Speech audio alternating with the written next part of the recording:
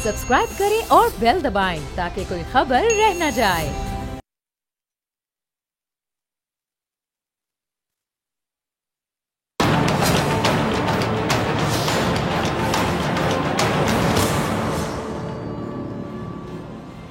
अस्सलामुअलैकुम नाजरीन, मैं हूं डॉक्टर फ़ैज़ा अकबर खान और मैं हूं पाकिस्तान और आप देख रहे हैं पाकिस्तान के सबसे बड़े न्यूज़ चैनल का नंबर 1 प्रोग्राम ऐसे नहीं चलेगा। नाज़रीन, आपने ये मिसाल यकीनन सुन रखी होगी कि जो दूसरों को गिराने के लिए गड्ढा खोदता है वो खुद उसमें जा गिरता है।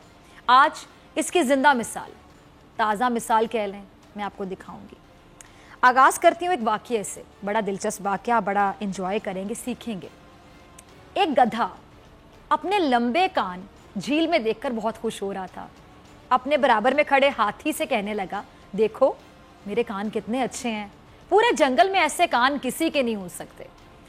हाथी ने कहा कि भाई गरूर करना अच्छी बात नहीं है, अल्लाह ताला ने तुम्हें कान दिए हैं तो मुझे सूंड दी है, देखो ज़रा कितनी अच्छी है, मगर मैं कभी नहीं सोच सकता कि जो मेरे पास है वो किसी और के पास नहीं। मगर गधा गधा था, गधे की समझ में बात कहाँ आनी थी, नहीं आई। वो अपनी खुशी में मस्त वहां से थोड़ा आगे गया तो उसे एक बंदर नजर आया। गधे ने बंदर से कहा, वही जो पहले कहा हाथी से, कि देखो मेरे कान कितने अच्छे हैं, तुम्हारे कान कितने छोटे हैं। बंदर बड़ा ज़हीन निकला, वो फौरन कहने लगा, ऐसे लंबे लंबे कान तो खरगोश के भी हैं। गधा तेजी से चिल्लाता हुआ कहने लगा कि अच्छा चलो खरगोश के पास चलते हैं। तो उसने सोचा कि चलो हम खरगोश के पास चले जाते हैं। अब वो जब वहाँ गया तो वो सो रहा था। गधे ने देखा तो देखने के बाद कहा कि इसके कान भी इतने ही लंबे हैं, ये कैसे हो गया। गधे को ये बात बड़ी नागवार गुजरी कि इसके अलावा, यानी गधे के अलावा किसी और के भी इतने लंबे लंबे कान हो सकते हैं। उसने फ़ौरन सोचा कि किसी तरह खरगोश के कान ही काट दिए जाएं, फिर सिर्फ मेरे कान लंबे रह जाएंगे। गधा फ़ौरन लूमड़ी के पास गया। उसने पूछा कि बाजी आपसे एक काम है। लूमड़ी के पूछने पर गधे ने उसे बताया कि खरगोश के कान काटने हैं, कोई तरकीब बताओ, ज़रा आसान सी तरकीब बताना। लूमड़ी ने कहा कि क्या मुश्किल है, भेड़िए के पास जाओ और उससे कहो कि खरगोश के कान बहुत जायकेदार होते हैं, तुम्हारा काम हो जाएगा। वो सो रहा है, तुम जाकर उसके कान खा लो, ऐसा कहो। गधा फ़ौरन भेड़िए के पास चला गया लूमड़ी बाजी की एडवाइस सुनने के बाद और उससे यही बात कह दी। अब जो भेड़िया है वो राज़ी हो गया और खुशी खुशी गधे के साथ खरगोश के पास चला गया उसके कान खाने। खरगोश लेटा हुआ था मगर उसकी आंखें खुली थीं। भेड़िए ने कहा, ये तो जाग रहा है। गधा बोला, भेड़िए भाई हम यहीं खड़े होकर इंतज़ार करते हैं, जैसे ही ये सोने का बंदोबस्त करेगा या इसको नींद आएगी, सोएगा, तो तुम्हें काम करना है कि तुम इसके कान खा लेना। गधा और भेड़िया दोनों वहाँ खड़े हो गए। वो दोनों समझिए कि पूरी रात वहाँ खड़े रहे, मगर खरगोश आंखें खोले उन्हें देखता रहा। वो बिल्कुल खामोश था मगर सो भी नहीं रहा था। भेड़िए को अचानक गुस्सा आ गया। उसने दिल में सोचा, खरगोश तो सोने का नाम ही नहीं ले रहा, गधे को शिकार कर लेता हूँ। उसने गधे को करीब बुलाया और अचानक हमला करके उसका एक कान काट लिया। गधा तकलीफ से तड़पने लगा। काफ़ी दिनों बाद जब गधे का कान कुछ ठीक हुआ तो उसने एक दिन खरगोश के पास जाकर कहा कि, और उससे पूछा कि तुम रात में सोते क्यों नहीं हो। खरगोश ने कहा कि मेरे गधे भाई ऐसी कोई बात नहीं, मैं रात में सोता हूँ, लेकिन अल्लाह ने मुझे बनाया ही ऐसा है कि मैं जब भी सोता हूँ तो मेरी आंखें खुली रहती हैं। जब गधे को ये मालूम हो गया तो उसने खरगोश से कहा, मेरी समझ में आ गया कि जो दूसरों को गिराने के लिए गड्ढा खोदता है वो खुद उसमें जा गिरता है। पूरी मिसाल आपने सुनी और आप समझे भी होंगे। अब मज़ीद मैं समझाती हूँ। आज जो खित्ते की अगर हम सूरत हाल की बात करें तो खित्ते में मौजूद एक गधा जो अपने मुखालिफ को गिराने के लिए गड्ढा खोदे चला जा रहा है, या कह लें कि उसने गड्ढा खोद रखा था, बहुत बड़ा गड्ढा, वो अब खुद उस गड्ढे में गिर रहा है। लेकिन हैरत की बात यह है कि वो इस खित्ते का इतना बड़ा गधा है कि आज भी उसे ये समझ ही नहीं आ रहा कि वो जिस आग में जल रहा है वो उसकी अपनी लगाई हुई है। खित्ते के उस गधे का नाम है भारत, जिसने पाकिस्तान को गिराने के लिए ना जाने कितने गड्ढे खोदे। भारत ने पाकिस्तान को अनस्टेबल करने के लिए ना जाने कितनी भारी भारी फंडिंग की। कितने ही पाकिस्तान मुखालिफ अफराद को आज भी मैं बड़े यकीन से कहती हूँ कि भारत पाल रहा है। کئی بار بھارت پاکستان کے خلاف مہم جوئی کی کوشش بھی کر چکا، لیکن ہاتھ کچھ نہیں آیا اس کے۔ بھارت نے پاکستان کو غیر مستحکم کرنے کے لیے بلوچستان کو چنا۔ بلوچستان میں موجود بلوچی بھائیوں کے دلوں میں نفرت بھرنے کی کوشش کی۔ کچھ ضمیر فروش لوگوں کو خریدا بھی، جو بک بھی گئے آسانی سے، لیکن ناکام رہا۔ بھارت نے پاکستان میں دہشت گردی کے لیے باقاعدہ فنڈنگ کی، لیکن کلبھوشن پکڑا گیا۔ بھارت نے پاکستان پر براہ راست حملہ کرنے کی کوشش کی، لیکن ابھینندن بھی پکڑا گیا۔ بھارت نے پاکستان میں پراکسی وار کی کوشش کی، لیکن سوال یہ کہ پاکستان کے پاس ایسا کیا تھا جس کو ختم کرنے کے لیے بھارت سر توڑ کوشش کرتا رہا، کامیاب نہ ہوا۔ گدھے کے پاس لمبے کان تھے، اس کے خرگوش کے لمبے کان اس نے برداشت نہیں کیے۔ گدھا نہیں چاہتا تھا کہ دنیا میں اس کے علاوہ کسی کے بھی لمبے کان ہوں۔ تو پاکستان کے پاس ایسا کیا تھا جو بھارت سے برداشت نہیں ہوتا؟ پاکستان کے پاس ایسا کیا ہے جس سے بھارت خوف کھاتا ہے یا نفرت کرتا ہے؟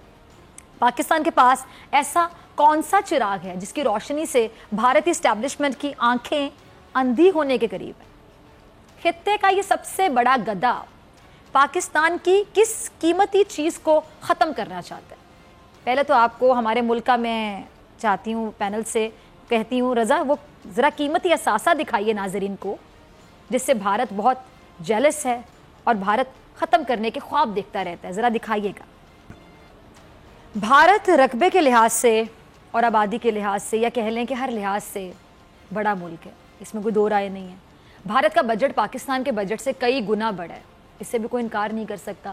بھارتی فوج پاکستان کی فوج سے زیادہ ہے، لیکن اس کے باوجود بھارتی انٹیلیجنس ایجنسی را دنیا کی ٹاپ انٹیلیجنس ایجنسیز میں 6 نمبر پر ہے، اور پاکستان کی انٹیلیجنس ایجنسی ISI دنیا کی نمبر 1 انٹیلیجنس ایجنسی کے طور پر جانی جاتی ہے۔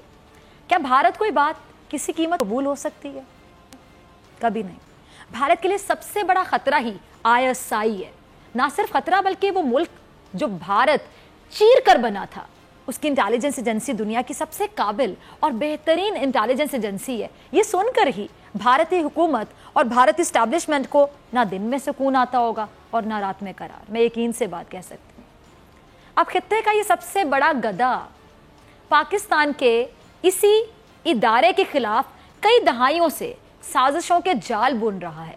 کبھی بھارت بلوچستان میں لوگ خرید کر ISI پر الزام لگواتا ہے، کبھی بھارت پاکستان میں ایسی تنظیموں کو فنڈنگ کرتا ہے یا پشت پناہی کرتا ہے جن سے وہ ریاستی اداروں یا حکومت کے خلاف مہم جوئی کروا سکے، اور ان سازشوں پر بھارت کے کئی ارب ڈالرز کی شکل میں خرچ بھی ہو چکے ہیں۔ لیکن سوال یہ ہے کہ ہوا کیا؟ کل جو بھارت گڑھا پاکستان کو گرانے کے لیے کھود رہا تھا، آج اس میں خود گر رہا ہے۔ کیسے؟ یہ دیکھیے، یہ ایک تنظیم ہے جو پاکستان میں بنی، اس کو لوگ PTM کے نام سے جانتے ہیں۔ اس تنظیم کے قیام کا سب سے بڑا مقصد تھا نقیب اللہ محسود کے قتل کی تحقیقات کروانا، لیکن آج نقیب اللہ کے قتل کا مقدمے سے اس تنظیم کا میرے خیال سے آپ بھی سمجھتے ہوں گے کہ دور دور تک کوئی تعلق ہی نہیں۔ اس کو فنڈنگ کون کرتا ہے؟ یہ اس کے جو کارکنان ہیں ان کے نعروں سے پتہ چل رہا ہے، لیکن اس کے باوجود اس تنظیم کو پاکستان کے عوام نے مسترد کر دیا، غیور اور غیرت مند پشتونوں نے مسترد کر دیا، خود نقیب اللہ والد نے مسترد کر دیا۔ اگلی بات کیا کریں؟ لیکن یہ نعرے جو اس تنظیم کو بھاری فنڈنگ کے ذریعے پاکستان میں لگوانے کی کوشش کی گئی، آج یہ نعرے اس تک پہنچے جس نے ان نعروں کو پاکستان میں لگوانے کے لیے پیسہ پانی کی طرح بہایا تھا۔ یہ دیکھیے ذرا، یہ نعرے جو آپ سن رہے تھے کہاں لگ رہے ہیں؟ بھارت میں۔ اور لگا کون رہا ہے؟ کوئی تنظیم، کوئی ایسا گروہ جس پر پاکستان سے فنڈ لینے کا کوئی الزام لگاؤ؟ نہیں، یہ نعرے لگ رہے ہیں بھارت کی درسگاہوں میں، اور یہ نعرے لگانے والے بھارتی طلباء ہیں، یہ نعرے لگانے والے مسلمان بھی ہیں، ہندو بھی ہیں، سکھ بھی ہیں اور عیسائی بھی ہیں۔ یہ نعرے لگا رہی ہے بھارت کی اپنی جنتا، یعنی بھارت کی اپنی عوام۔ کل جو نعرے بھارت نے پاکستان میں لگوانے کے لیے بھاری پیسہ دیا، پوری کوشش کی کہ کسی طرح ISI اور پاک فوج کو کسی سازش کا شکار کیا جا سکے، آج وہی نعرے بھارت میں لگ رہے ہیں، اور اس کے لیے پاکستان نے کوئی کوشش نہیں کی۔ پاکستان نے نہ کسی تنظیم کو پیسے دیے، نہ کسی جاسوس کو بھارت بھیجا، نہ ہی کوئی پراکسی وار کی، لیکن اس کے باوجود آج بھارت ان نعروں کا ویسے ہی شکار ہو رہا ہے جیسے اس نے پاکستان کو شکار کرنا چاہا تھا۔ پاکستان میں تو اس کے پیسے ضائع ہو گئے، البتہ بھارت میں یہ نعرے اب مقبول ہوتے جا رہے ہیں۔ میں دوبارہ کہوں گی کہ گدھا گدھا ہی ہوتا ہے، گدھا پھر گدھا ہوتا ہے، اور بھارت خطے کا وہ گدھا ہے جو یہ بھول بیٹھا ہے کہ جو لوگ وہ اپنے ہمسائے کے گھر میں بھڑکانے کے لیے چھوڑ رہا ہے، یہاں پہ سازشیں کر رہا ہے ان لوگوں کو، اور ایک آگ بھڑکانے کی کوشش کر رہا ہے۔ اگر ہوا کا رخ بدل گیا تو اس آگ کی لپیٹ میں وہ خود بھی آ سکتا ہے۔ اس کے اپنے خطے میں اب ایسے لوگ ہیں جو اٹھ کھڑے ہو، اور کسی آگ سے کم نہیں ہے لوگ، یہ دیکھیں بجھا سکیں تو بجھا لیں اس آگ کو۔ بھارت کے لیے جو سب سے ڈراؤنا خواب ہے، آپ کو پتہ ہے وہ کیا ہے؟ وہ ہے ISI، اور اس ISI کو بدنام کرنے کے لیے بھارت نے چند کرائے کے لوگوں سے یہ نعرے بھی لگوائے۔ بھارت نے پاکستان میں یہ نعرے لگوائے اپنا پیسہ بہا کر، لیکن میں دوبارہ پوچھوں گی ان کا کوئی فائدہ ہوا نہیں، کیونکہ پاکستانی عوام نے کبھی فوج مخالف افراد کو ویلکم کیا ہی نہیں۔ کیوں؟ کیونکہ آج بھی یہ قوم ہر اس شخص سے نفرت کرتی ہے جو اس کی فوج کے خلاف کوئی بات کرتا ہے۔ کوئی ڈر ہے؟ نہیں۔ جب بھی پاکستان میں کوئی بچہ، کوئی بڑا، کوئی نوجوان، کوئی بزرگ پاک فوج سے متعلق بات کرتا ہے، اس کی آنکھوں میں ایک چمک ہوتی ہے، ایک فخر ہوتا ہے۔ دیکھا ہوگا آپ نے، ایک یقین کہہ لیں، وہ یقین بھی دیکھا ہوگا، ایک سکون وہ محسوس کیا ہوگا چہرے پر۔ کیوں؟ آپ نے کبھی سوچا؟ اس لیے کہ اس فوج نے ہر محاذ پر، ہر موڑ پر، ہر موقع پر یہ ثابت کیا کہ کوئی مشکل آئے، کوئی پریشانی آئے، کوئی جنگ ہو، کوئی آفت ہو، یہ فوج اپنی قوم سے ایک قدم آ دے گی۔ یہ کوئی ڈر نہیں ہے، یہ محبت ہے، یہ کوئی سازش نہیں ہے، یہ ایک جذبہ ہے، یہ کوئی منصوبہ بندی نہیں ہے، بلکہ یہ فخر ہے۔ یہ ملک اتنی سازشوں کے باوجود اگر صحیح سلامت ہے تو فوج اور قوم کے اسی رشتے کی بدولت، یہ ایک رشتہ، ایک بانڈ ہے قوم کا اور فوج کا، اسی اعتماد کی بدولت، اور اسی اعتماد کو توڑنے کے لیے بھارت نے پیسہ دے کر پاکستان میں یہ نعرے لگوائے جو ابھی آپ نے دیکھے اس کلپ میں۔ لیکن میں دوبارہ پوچھوں گی کہ ہوا کیا؟ کوئی بھی کام جب کیا جاتا ہے تو ریزلٹس کے لیے کیا جاتا ہے نا۔ نعرے تو لگوا دیے، پیسہ بھی بہا دیا انہوں نے پانی کی طرح، لیکن ہوا کیا؟ نعروں سے کیا اچیو کیا بھارت نے؟ پاکستان میں جس نے ریاست مخالف، پاک فوج مخالف نعرہ لگایا، عوام نے اس کو مکمل طور پر مسترد کیا۔ یہ PTM نامی تنظیم اٹھی لیکن پھر جھاگ کی طرح بیٹھ گئی۔ آپ نے سوچا کیوں؟ کیونکہ قوم سمجھ گئی یہ ان کے مہرے کہیں اور سے ہلائے جا رہے ہیں، کہیں اور سے۔ اب پانی کی طرح پیسہ بہانے کے باوجود بھارت کی ISI کے خلاف یہ سازش بھی کامیاب نہیں ہوئی۔ لیکن الٹا میں وہی کہوں گی کہ گڑھا آپ کسی کے لیے کھودتے ہیں لیکن خود گر جاتے ہیں۔ اب بھارت میں خود کیا ہو رہا ہے؟ بھارت اپنے کھودے ہوئے گڑھے میں خود کیسے گر رہا ہے، یا لوگوں کے لیے جو سازشیں کرتا ہے خود کیسے بھگتنی پڑتی ہیں اس کو سازشیں؟ ذرا دیکھیے بھارت میں چل کیا رہا ہے۔ اب میں پوچھنا چاہوں گی کہ کیا ان نعرے لگانے والوں پر پاکستان نے 1 روپیہ بھی خرچ کیا ہوگا؟ کیا ان نعرے لگانے والوں میں سے کسی ایک کا بھی تعلق پاکستان سے ہے؟ کیا ان نعرے لگانے والوں میں سے کسی ایک کو بھارت پاکستان کا شہری یا جاسوس قرار دے سکتا ہے؟ بالکل نہیں۔ کیا ان لوگوں میں سے کسی ایک کا بھی تعلق بھارت ISI سے جوڑ سکتا ہے؟ ہرگز نہیں۔ یہ سب کے سب کیوں؟ کیونکہ یہ سب کے سب بھارت میں پیدا ہوئے ہیں۔ ان کے آباء و اجداد نے پاکستان بنانے کی مخالفت کی تھی۔ ان میں سے کتنے ہی ایسے ہوں گے، میں بڑے یقین سے کہہ سکتی ہوں، جن کے آباء و اجداد نے پاکستان کے خلاف جنگیں بھی لڑی ہوں گی، لیکن آج یہ بھارتی ریاست کے خلاف نکلے ہوئے ہیں، خود بھارتی ریاست کے خلاف سڑکوں پر نکلے ہوئے ہیں۔ آج یہ بھارت کے خلاف نعرے بازی کر رہے ہیں، آج یہ اپنے ہی ملک سے آزادی مانگ رہے ہیں۔ سوچئے، آج یہ اپنی ریاست سے پناہ مانگ رہے ہیں، اپنے ملک سے آزادی مانگ رہے ہیں، اپنی ریاست سے پناہ مانگ رہے ہیں، اپنے ملک کے خلاف نعرے بازی کر رہے ہیں۔ آج یہ اپنی پولیس اور اپنی فوج کو دہشت گرد قرار دے رہے ہیں۔ آج بھارت کا ڈراؤنا خواب حقیقت میں تبدیل ہو رہا ہے, دکھائی دے رہا ہے. دیکھیے یہی ہے ڈرانا خواب اس کا جو حقیقت میں تبدیل ہو رہا ہے. دیکھیے آج بھارت اسی گڑھے میں دفن ہوتا جا رہا ہے جو اس نے پاکستان کے لیے کھودا تھا. آج بھارت میں بھارتی ہی اپنی فوج کے خلاف ہے. آج بھارت میں بھارتی ہی اپنی ریاست کے خلاف ہے. آج بھارت میں جو احتجاج ہو رہا ہے کل وہ خانہ جنگی کی شکل اختیار کر سکتا ہے. وہ خانہ جنگی جو بھارت نے پاکستان میں کروانے کے لیے اپنا پیسہ پانی کی طرح بہا دیا, ملا کچھ نہیں. کبھی بلوچستان میں, کبھی کراچی میں, کبھی پنجاب میں, کبھی KPK میں دہشت گردوں کو فنڈنگ کر کے پاکستان کو نقصان پہنچانے کی باقاعدہ کوشش کی گئی. لیکن دوبارہ میں کہوں گی کہ ملا کیا؟ کچھ بھی نہیں. نتیجہ کیا نکلا؟ کچھ بھی نہیں. پاکستان دنیا میں وہ واحد ملک بن گیا جس نے دہشت گردی کے خلاف وہ جنگ جیتی جس جنگ نے کئی ممالک کو راکھ کے ڈھیر میں تبدیل. پاکستان دنیا کا وہ واحد ملک بن گیا جس کی افواج کو دنیا کی سب سے بہترین افواج میں شمار کیا جانے لگا. پاکستان کی انٹیلیجنس ایجنسی ISI وہ ایجنسی ہے جس کی تعریف دشمن بھی کرنے پر مجبور ہے. آج پاکستان پہلے سے زیادہ طاقتور ہے الحمدللہ. پاکستان پہلے سے زیادہ مضبوط ہے ماشاءاللہ, اور ایسے ہی مضبوط رہے گا میرا وطن انشاءاللہ. آج پاکستان ناقابل تسخیر ہے اور بھارت کی لگائی ہوئی آگ اسی کو لپیٹ میں لے رہی ہے. میں دوبارہ کہوں گی آج بھارت میں جناح کا نظریہ تسلیم کرنے والے خود بھارتی ہیں. دیکھیے ذرا, حسد اور نفرت کی آگ وہ آگ ہوتی ہے جس میں انسان کی سوچنے اور سمجھنے کی صلاحیت یقین جانی ہے بالکل ختم ہو جاتی ہے. میں یہ نہیں کہوں گی کم ہو جاتی ہے, ختم ہو جاتی ہے. وہ سوچ ہی نہیں سکتا, سمجھ ہی نہیں سکتا جو حاسد ہوتا ہے. حسد کی آگ وہ آگ کہہ لیں جس میں انسان دوسرے کا نقصان کرنا چاہتا ہے اور کوشش بھی کرتا ہے سر توڑ, لیکن اپنا سب کچھ گوا دیتا ہے.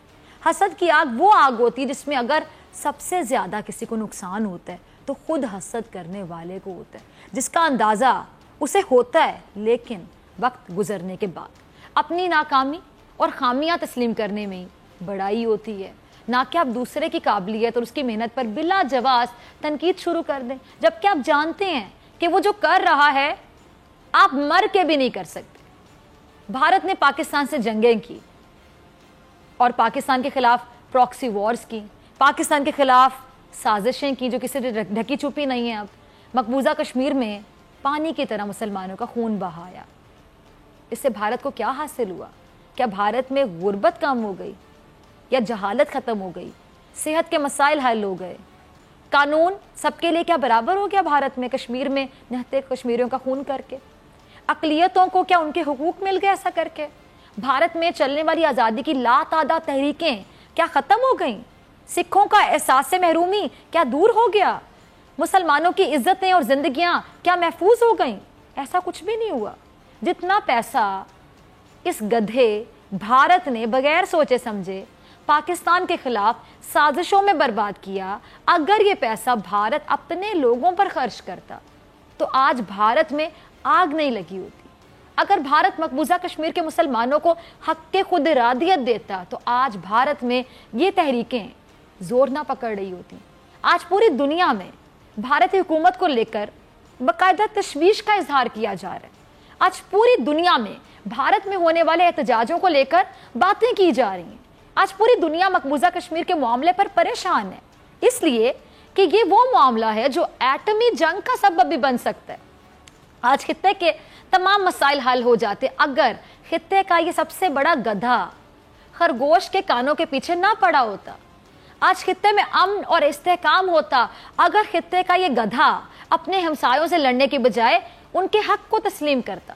آج خطے کے حالات اتنے خراب نہ ہوتے اگر خطے کا یہ گدھا بجائے اپنے ہمسائے کی کامیابی سے جلنے کے حسد کرنے کے اس کو کھلے دل سے ویلکم کرتا. آج دنیا کے امن کو بھارت نامی اس گدھے سے خطرہ نہ ہوتا اگر یہ گدھا پاکستان کے ساتھ مل کر جنگ کرتا. اب آپ سوچیں گے کون سی جنگ کرتا؟ جنگ یہ گدھا پاکستان کے ساتھ مل کر جنگ کرتا غربت کے خلاف, جہالت کے خلاف, انتہا پسندی کے خلاف, دہشت گردی کے خلاف. حسد کی آگ میں بھارت اتنا اندھا ہو گیا کہ اس نے پاکستان کو گرانے کے لیے ایک کے بعد ایک گڑھا کھودنا شروع کر دیا.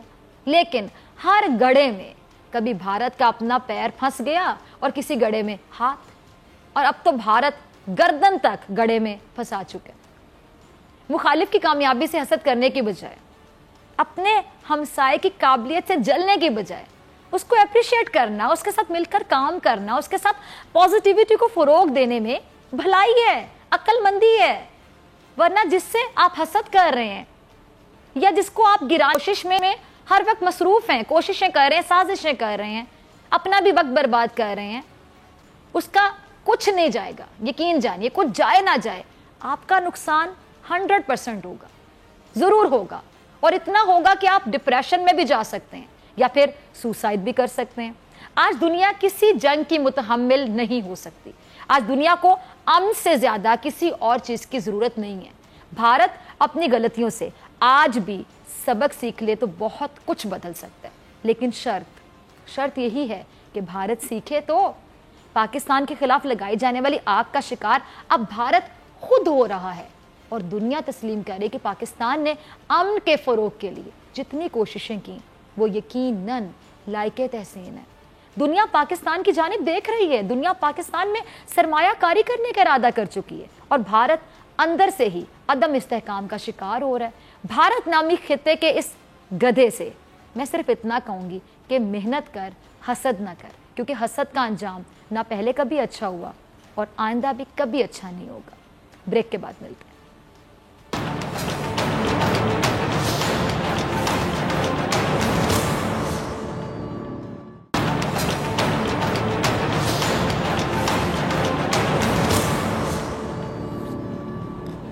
ویلکم بیک, آپ دیکھ رہے ہیں ایسے نہیں چلے گا. میں ہوں آپ کے ساتھ ڈاکٹر فیضا اکبر خان. حکومت اور اپوزیشن کی اگر ہم بات کریں تو اس کے درمیان جنگ انتخابات کے فوراً بعد سے ہی جاری ہے, جو ختم ہونے کا نام لیتی کبھی نظر ہی نہیں آتی تھی. اپوزیشن کہتی ہے کہ جی حکومت انتقامی کارروائیاں کر رہی ہے, سیاسی مقدمات بنا رہی ہے, اور حکومت یہ کہتی ہے کہ جی اس نے صرف اداروں کو آزاد کیا ہے اور ادارے بالکل انڈیپینڈنٹلی اپنا کام کر رہے ہیں. قوم نے حکومت اور اپوزیشن کو بہت ہی کم معاملات پر, بلکہ بہت کو بھی بہت کم کر لیں, اتنے کم معاملات پر ایک پیج پر دیکھا ہے. بلکہ شاید اگر میں کہہ دوں کہ کچھ لوگوں نے تو دیکھا بھی نہیں ہوگا تو بالکل صحیح ہوگا, لیکن حکومت اور اپوزیشن مل کر ملک اور عوام کے لیے کچھ کر سکتے ہیں. عمران خان کے اقتدار کے 1 سال کے بعد قوم کو یہ دیکھنے کا موقع ملا کہ حکومت اور اپوزیشن کسی ایک ایجنڈے پر, چلے شکر ہے کسی ایک نقطے پر متفق ہوئے ایک پیج پر, اور وہ تھا آرمی ایکٹ ترمیمی بل.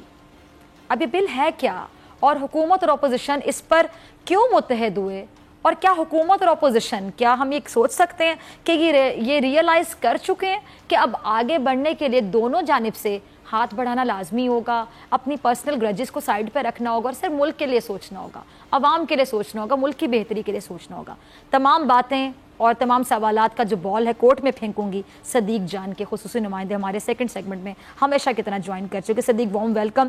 صدیق, اب بال تو آپ نے سن ہی لیا جو میں نے ناظرین کے کورٹ میں بھی پھینک دیا بال سوال کا. آپ سے بھی یہی جاننا چاہوں گی کہ اب اس فیصلے کے بعد ہم یہ سوچ سکتے ہیں کہ باقی بھی معاملات میں جو حکومت ہے اور اپوزیشن ہے, ملک کی بہتری جہاں پہ نظر آئے گی وہاں پہ لڑائی نہیں کرے گی, ٹپیکل قسم کے گرجز کا اظہار نہیں کرے گی, کوئی واک آؤٹ نہیں کرے گا, بلکہ مل بیٹھ کر مسئلے کو حل کرنے کی کوشش کریں گے.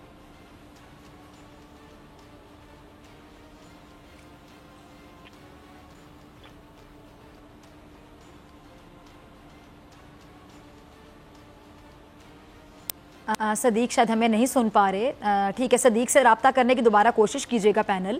اب سچویشن یہ ناظرین کے تمام لوگ یہی سوچنا چاہ رہے ہیں کہ ہم نے دیکھا کہ ہم جب سے عمران خان صاحب کو حکومت میں دیکھتے ہیں, جب وہ حکومت میں نہیں تھے, الیکشن کیمپین بھی کر رہے تھے, جب وہ اپوزیشن میں بھی تھے اور بڑی سخت قسم کی اپوزیشن کرتے رہے پی ٹی آئی والے, تو بار بار وہ کہتے رہے کہ جب ہمیں موقع ملے گا, یہ عوام جب ہمیں ووٹ دے گی, ہمیں منتخب کرے گی, ہم پر اعتبار کرے گی, ہمیں ووٹ دے کر ہمیں چوز کیا جائے گا, الیکٹ کیا جائے گا, تو ہم آئیں گے تو یہ ہو جائے گا, وہ ہو جائے گا, تبدیلی آ جائے گی, سب سے پہلے میرٹ آ جائے گا, سسٹم صحیح ہو جائے گا, یہ جو دوہرا معیار ہے سب کے لیے, امیر کے لیے الگ قانون, غریب کے لیے الگ قانون, یہ سب کچھ ٹھیک ہو جائے گا. لیکن ہم ابھی بھی دیکھتے ہیں کہ ابھی بھی کچھ ٹھیک ہونے کا نام نہیں لے رہا. اور ہوتا کیا ہے کہ جی اپوزیشن اور حکومت جہاں ان کو مل بیٹھنے کی ضرورت ہوتی ہے, یہ اپنے اپنے پرسنل گرجز کا اظہار کرتے رہتے ہیں. ایک پہلا نقطہ ہم نے ایسا دیکھا, ایک ایسا ایشو جس پر تمام لوگ اکٹھے تھے, اور وہ ہے جی آرمی ایکٹ ترمیمی بل. اب یہ بل کیا ہے, تمام لوگ اس پہ اکٹھے ہیں, بہت سی توقعات لوگوں کی جڑ چکی ہیں. صدیق, اگر مجھے اب آپ سن پا رہے ہیں تو آپ سے دوبارہ جاننا چاہوں گی کہ بہت سے لوگوں کی توقعات یہ جڑ چکی ہیں کہ آگے بھی بہت سے ایسے ایشوز ہوں گے جو کہ قومی معاملات ہیں, پاکستان کے مفاد کے لیے ضروری ہے کہ ان پر تمام جو پارٹیز ہیں وہ اکٹھے ہو جائیں, ایک پیج پر آ جائیں. تو ہم ایکسپیکٹ کر سکتے ہیں اس طرح کا ایک میچور رویہ حکومت اور اپوزیشن دونوں کی جانب سے؟ جی بالکل آپ اس کا ایسا ہی ہونا چاہیے. اس کی وجہ یہ ہے کہ ہم نے یہ دیکھا کہ اپوزیشن ہمیں نان ایشوز کو ایشوز بنا کر اور اس پر احتجاج کرتی ہے. ہم نے پچھلے 16 ماہ میں دیکھا ہے کہ اپوزیشن نے سب سے زیادہ جو احتجاج کیا ہے وہ تو کیا ہے اپنے گرفتار ملزمان اور مجرمان کے پروڈکشن آرڈرز کے اوپر, لیکن کبھی بھی ایسا نہیں ہوا کہ ہمیں اپوزیشن واقعی اس بات پہ احتجاج کرتی ہوئی نظر آئی ہو کہ انہوں نے کوئی کسانوں کی بات کی ہو, یہ مطالبہ سامنے لایا ہو کہ جی کھادوں کی قیمتیں زیادہ ہو گئی ہیں وہ کم کر دی جائیں. کبھی ان کا یہ مطالبہ آیا ہو کہ فلاں چیزیں مہنگی ہو گئی ہیں, ان کی چیزیں کم, ان کے ریٹ کم کر دیے جائیں. یا ہمیں بہت بڑے ایشوز نظر آئے. بلکہ میں اگر آپ کو ایک واقعہ بتاتا چلوں کہ ایک دن پارلیمنٹ کے اندر, قومی اسمبلی کے اندر جب یہ ڈینگی کا معاملہ ہوا تو ایک حکومتی جو ذمہ دار تھیں جو ایک اس ہیلتھ کے ایشو کو دیکھ رہی تھیں, انہوں نے کھڑے ہو کر یہ اعتراف کیا کہ جی بالکل ہم سے یہ غفلت ہوئی, اپریل میں ہمیں سپرے کرنا چاہیے تھا جو کہ نہیں کیا گیا, جس وجہ سے ڈینگی جو ہے وہ بہت زیادہ آؤٹ آف کنٹرول ہو گیا اور جس وجہ سے یہ ساری ہلاکتیں ہوئیں. اتنا بڑا اعتراف انہوں نے کیا, اتنی بڑی اپنی نااہلی اور ناکامی کا اعتراف کیا, لیکن اپوزیشن خاموش بیٹھی رہی. جب یہ سارا معاملہ ہو گیا اس کے بعد انہوں نے جب احتجاج شروع کیا تو وہ اپنے پروڈکشن آرڈرز پہ احتجاج شروع کر دیا. حالانکہ یہ بہت بڑا ایک نقطہ تھا جس کو لے کر اپوزیشن حکومت کو بہت ٹف ٹائم دے سکتی تھی کہ آپ کی اپنی ایک ایم این اے نے کھڑے ہو کر اعتراف کر لیا ہے کہ حکومت سے نااہلی ہوئی ہے, حکومت کی ناکامی تھی, غفلت تھی, لیکن اس کے اوپر احتجاج نہیں کیا گیا. اب اپوزیشن کو بھی یہ چاہیے کہ اگر انہوں نے احتجاج کرنا بھی ہے تو وہ ان ایشوز کے اوپر کریں جو کہ واقعی عوام کے ایشوز ہیں. کیونکہ ایک طرف عوام کو کہا جاتا ہے کہ ہم عوام کی بات کرتے ہیں, ہم عوام کی وجہ سے احتجاج کر رہے ہیں, لیکن وہاں جا کر احتجاج کس چیز پہ ہوتا ہے؟ پروڈکشن آرڈرز کے اوپر احتجاج ہوتا ہے. اور حکومت کو بھی اب یہ بات دیکھنی ہوگی کہ 16 ماہ بہت ہوتے ہیں, بہت ہو چکا. اب جو اس وقت لوگوں کی صورتحال ہے, جو یہاں پر لوگ مہنگائی کے پسے ہوئے, مہنگائی کی وجہ سے جو ان کو مشکلات ہیں, اب عوام بھی یہ چاہتے ہیں. دیکھیں اگر آپ آج ہم اکثر پروگرام میں چلاتے ہیں جو عوام کی رائے ہم اپنی سے پروگرام میں چلاتے ہیں, آپ اگر ایک بار پھر عوام ایک سروے کروا لیں, اب لوگ یہ نہیں کہتے کہ آپ نے نواز شریف کو اندر رکھا ہوا ہے, باہر رکھا ہوا ہے, نواز شریف کو یہاں رکھا ہوا ہے, لندن بھیج دیا ہوا ہے.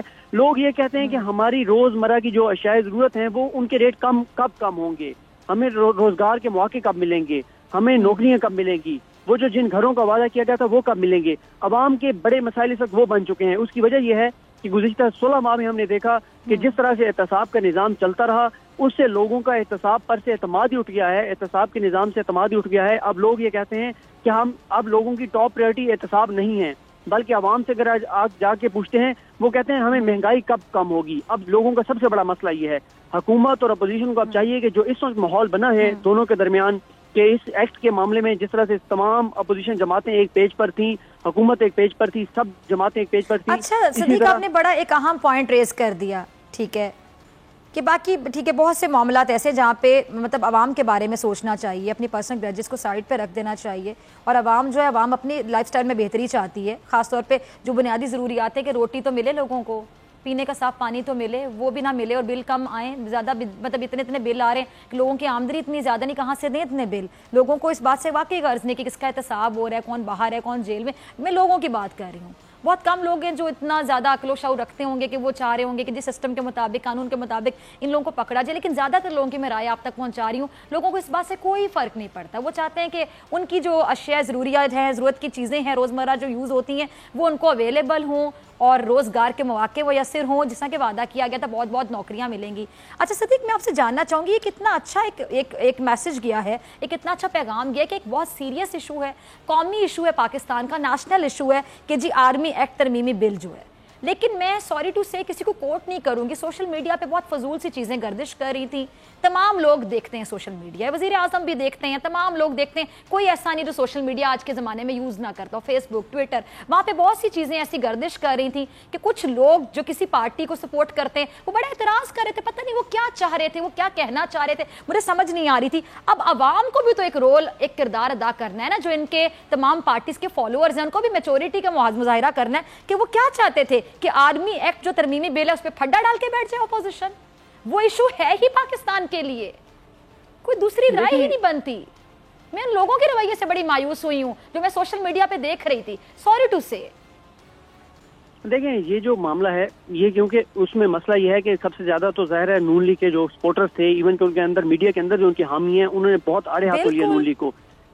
اس میں جو قصور ہے وہ مسلم لیگ نون کا اپنا ہے، کیونکہ انہوں نے ایک فضا ایسی بنائی اور اپنے کارکنان کو، چاہے وہ میڈیا کے اندر ان کے کارکن ہیں یا ان کے جو ووٹر سپورٹر ہیں وہ ہیں، ان کو انہوں نے بتایا ہوا تھا کہ ہم فوج کے خلاف ہیں. انہوں نے ایک ماحول ایسا بنایا تھا کہ ہم جنرل باجوہ صاحب کے خلاف ہیں. جب انہوں نے اتنا ایک اپنے کارکنان کو ذہنی طور پر تیار کر دیا، اداروں کے خلاف، اداروں کے اوپر جھوٹے الزامات لگائے، الیکشن خود ہارے اپنی کرپشن، اپنی لوٹ مار، اپنی کارکردگی نہ دکھانے کی وجہ سے، اور وہ سارے کا سارا ملبہ جو ہے وہ اسٹیبلشمنٹ پر ڈال دیا گیا. پھر پاناما میں اپنے کرتوت سامنے آ گئے، الزام اداروں پہ لگا دیا گیا. فلیش خود بنائے، الزام اداروں پہ لگا دیا. کرپشن، منی لانڈرنگ خود کی، الزام اداروں کو لگا دیا. ثبوت خود نہیں دے سکے، الزام اداروں کو لگا دیا. قطری جھوٹا خط خود پیش کیا، الزام فوج کے اوپر لگا دیا.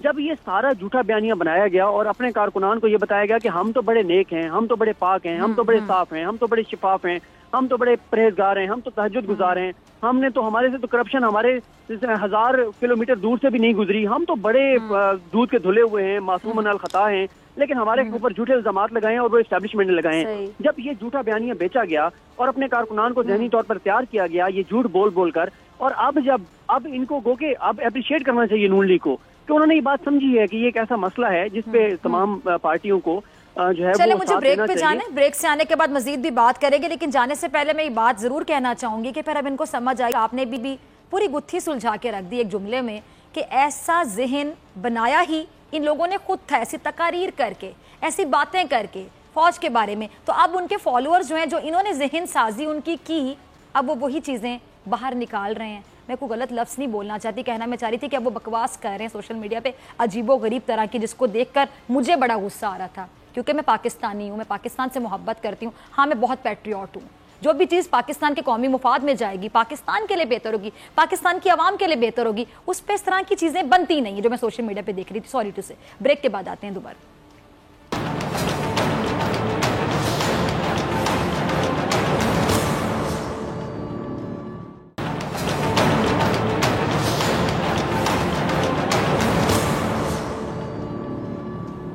ویلکم بیک ناظرین، آپ دیکھ رہے ہیں ایسے نہیں چلے گا. میں ہوں آپ کے ساتھ ڈاکٹر فیضا اکبر خان اور صدیق جان بھی ہمارے ساتھ موجود ہیں.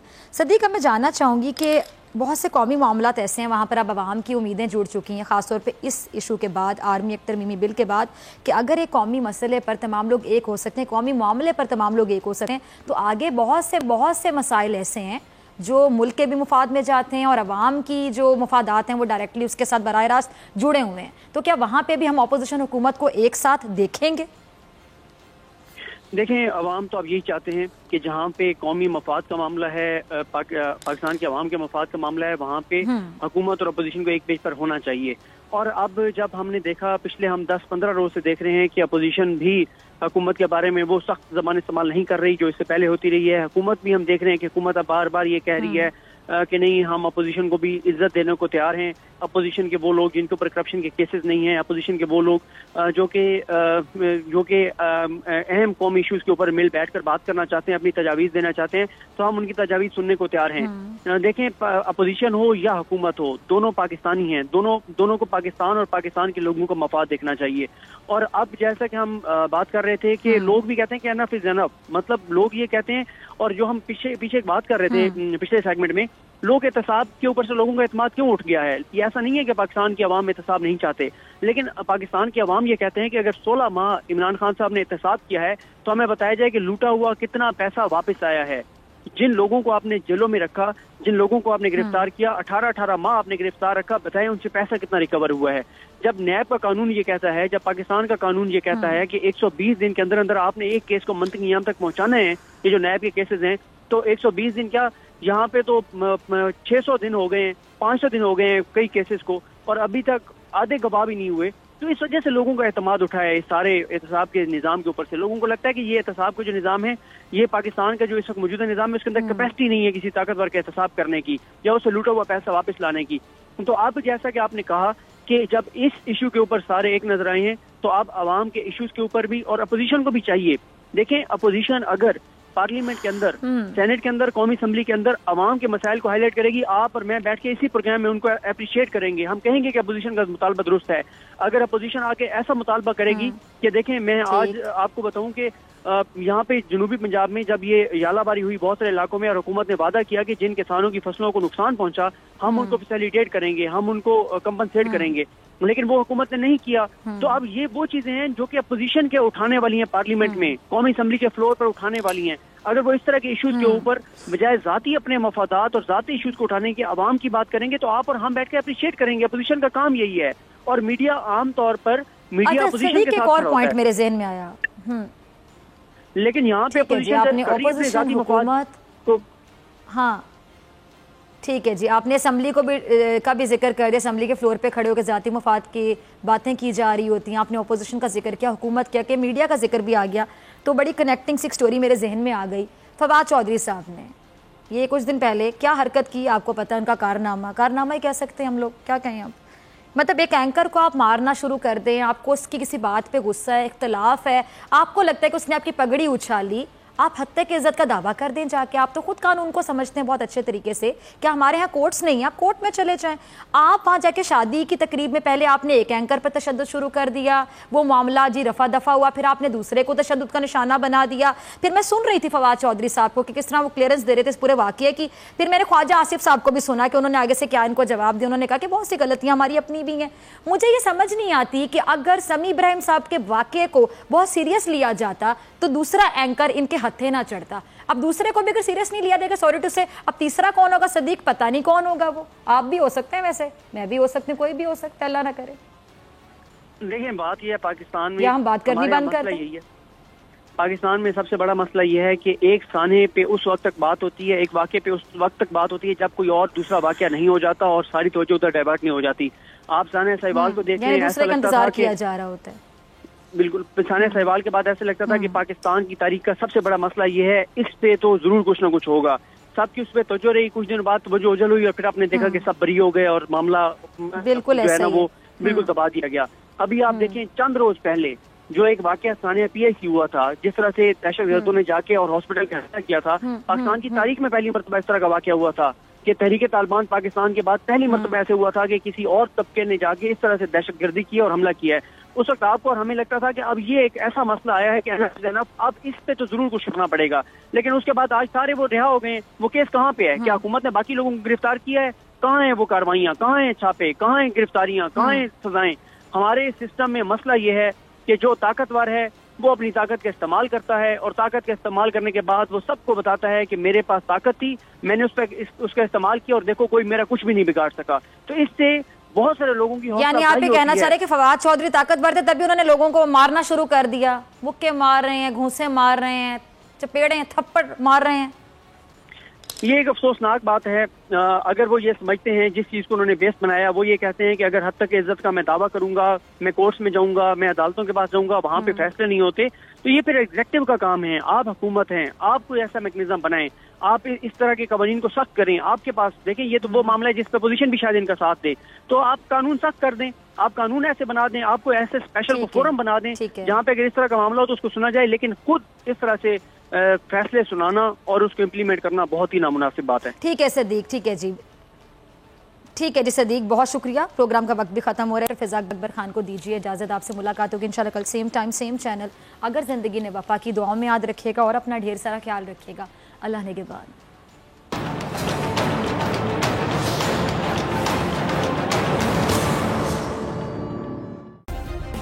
सब्सक्राइब करें और बेल दबाएं ताकि कोई खबर रह न जाए।